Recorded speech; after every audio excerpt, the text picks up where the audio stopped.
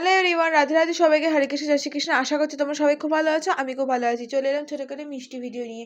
সবাইকে জানাচ্ছি good evening, শুভ সন্ধ্যা। তো এখন বেজে গেছে, তোমরা দেখতেই পাচ্ছ 5টা 35। তো আমি ঘুমাচ্ছিলাম, বিশ্বাস করো। ঘুমাতে এসেছি ওই ধরো 3টে 15-20 নাগাদ।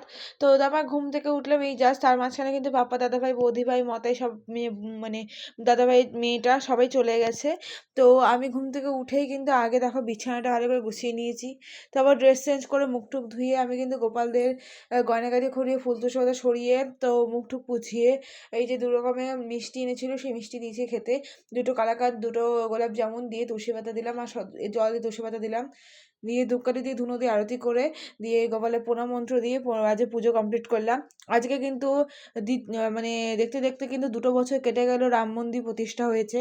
তো দেখতে দেখতে কিন্তু 2টো বছর কেটে গেল। তো তাই সবাইকে জানছি জয় শ্রীরাম। তো আমাদের ভাষায় রাধে রাধে। তো যাই হোক, তো দেখতেই পাচ্ছ গোপুদেরকে কিন্তু আমি ভোগ দিয়ে দিয়েছি। আর এদিকে কিন্তু দেখতে পাচ্ছ গোপালের প্যানগুলো কিন্তু একদমই শুকায়নি, তাই জন্য কিছু ভেজা আছে বলে এখানে মেলে রেখেছি। এতক্ষণে তো পিপিরা মানে বাড়ি পৌঁছে গেছে। তো পিপিরা বলছিল বারবার আমাকে যাওয়ার জন্য, কিন্তু আমি গেলাম না। কারণ হচ্ছে দেখো, নিজেদের নতুন বছর আর শেষের বছর, মানে এই 31 ডিসেম্বর অ্যান্ড 1 জানুয়ারি, এই দুদিন বেসিক্যালি বাড়িতে থাকা উচিত, জানো তো। সেটা বাঙালির মানে আমাদের নববর্ষ হোক বা ইংলিশে নববর্ষ হোক, তো যাই হোক না কেন বাড়িতে থাকা উচিত। কারণ প্রথম বছরে যদি বাড়িতে না থাকি, তার যে সারাটা বছর আমি কী করবো বলো তো। তো আমি সেই জন্য আমি আর গেলাম না। ওরাও যখন চলে গেল, তো তেমন আমি আর গেলাম না। তো যাই হোক, এখানে দেখতে পাচ্ছ বৌদিভাই আমার জন্য একটা সুন্দর দেখে একটা রাম মূর্তি এনেছে। জয় শ্রীরাম নিচে লেখা, দেখো কি সুন্দর দেখতে। তোমাদের কেমন লাগলো অবশ্যই জানিও। এর সাথে ওদের মানে অযোধ্যা মন্দিরে প্রসাদ সব কিছুই এনেছে, সেসব তো গ্রহণ করেছি অবশ্যই।